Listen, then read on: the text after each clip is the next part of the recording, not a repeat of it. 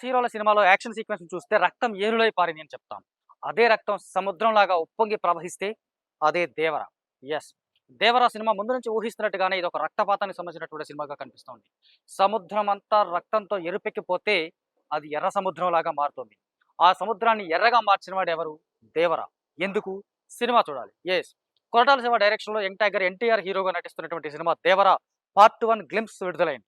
ఈ గ్లింప్స్ చూస్తుంటేనే ఒక out and out commercial action entertainer చూడబోతున్నాం అన్న విషయం స్పష్టంగా అర్థమవుతోంది.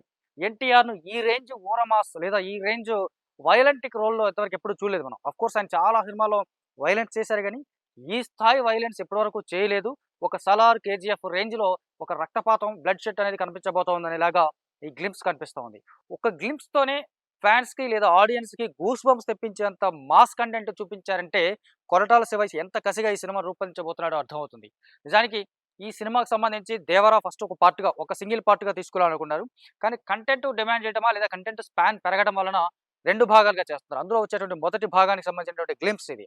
మొదటగా సినిమా స్టార్టింగ్ రోజున లేదా ఓపెనింగ్ టైమ్‌లోనే విడుదల చేసినటువంటి ఒక వాయిస్ ఓవర్ కానీ, విజువల్ కానీ మైండ్ బ్లోయింగ్ అనిపించేలాగా ఉంటే, దాన్ని నెక్స్ట్ లెవెల్ తీసుకెళ్లేలాగా ఈ రక్తపాతం కనిపిస్తోంది. గ్లింప్స్ 1 నిమిషానికి పైగా 83 సెకన్ల పాటు ఉన్నటువంటి ఈ గ్లింప్స్‌లో చూసుకున్నట్లయితే సముద్రపు దొంగలకు సంబంధించిన కథ కనిపిస్తోంది. కొంతమంది దొంగలు, సముద్రపు దొంగలు ఒక పెద్ద షిప్ దగ్గరికెళ్ళి అక్కడి నుంచి ఒక కంటైనర్‌లో ఉంచేటట్టు కొంత ఏదో దొంగతనం చేస్తూ ఉంటారు. వాళ్ళందరినీ 'దేవర' సంహారం చేస్తా ఉంటాడు. ఆ 'దేవర' సంహారానికి ఎరుపెక్కిపోయిన సముద్రం నీళ్లు మొత్తం ఎర్రగా మారిపోతా ఉంటాయి.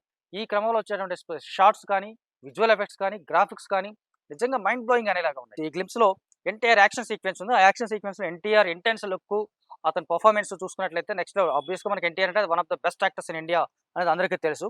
కాకపోతే ఇందులో ఈ లుక్‌లో ఎప్పటిలాగా ఆయన ఒక ఇంటెన్స్ లుక్‌తో ఆ యాక్షన్ సీక్వెన్స్‌లో ఆయన పట్టుకున్నటువంటి కత్తి, ఆ సంహారం తర్వాత అక్కడ అందరిని సంహరించిన తర్వాత ఆ కత్తిని తీసుకెళ్ళి అలల మీద దాన్ని కడగడం, అక్కడే కూర్చొని సముద్రంతో లేదా సముద్రం పక్కన చెప్తున్నట్టు ఒక మాట, ఒక డైలాగు సూపర్బ్ అని చెప్పాలి. ఈ సముద్రం చేపల కంటే ఎక్కువగా కత్తుల్ని, నెత్తుల్ని చూసుండాలి. అందుకే దీన్ని ఎర్ర సముద్రం అన్నారని ఒక డైలాగు ఉంది. సో, అది ఎర్ర సముద్రం నేపథ్యంలో తీశారా? ఎన్టీఆర్ వెళ్ళిన తర్వాత లేదా 'దేవర' సినిమా వల్ల ఆ సముద్రం ఎరుపెక్కిందా అనేది మనకు సినిమాలో స్పష్టంగా కనిపిస్తుంది. ఇక 5 భాషల్లో విడుదలైన ఈ గ్లింప్స్‌కి సంబంధించి 5 భాషల్లోనూ ఎన్టీఆరే డబ్బింగ్ చెప్పడం మరొక విశేషం. ఆల్రెడీ 'RRR' సినిమాకి ఆయన ఆల్రెడీ మిగతా అన్ని భాషల్లో డబ్బింగ్ చెప్పాడు కాబట్టి పెద్దగా కష్టమై ఉండదు. ఆ డబ్బింగ్ కూడా అన్ని భాషల్లోనూ ఒకే రకమైనటువంటి ఇంటెన్సిటీతో మాడ్యులేషన్ కనిపిస్తోంది. సో, మనం ఖచ్చితంగా ఒక బెస్ట్ యాక్షన్ ఎంటర్‌టైనర్‌ని, మాస్ ఎంటర్‌టైనర్‌ని చూడబోతున్నామని చెప్పేదానికి విట్‌నెస్‌గా ఈ గ్లింప్స్ కనిపిస్తా ఉంది. మామూలుగా ఇప్పుడు మనం కొంతకాలంగా రాజమౌళి, అపార్ట్ ఫ్రమ్ రాజమౌళి చూసుకుంటే సినిమాలో అంత పెద్ద అనుకున్నా సరే గ్రాఫిక్స్ సంబంధించి ఎక్కడో చిన్న నిరుత్సాహం కనిపిస్తా ఉంది.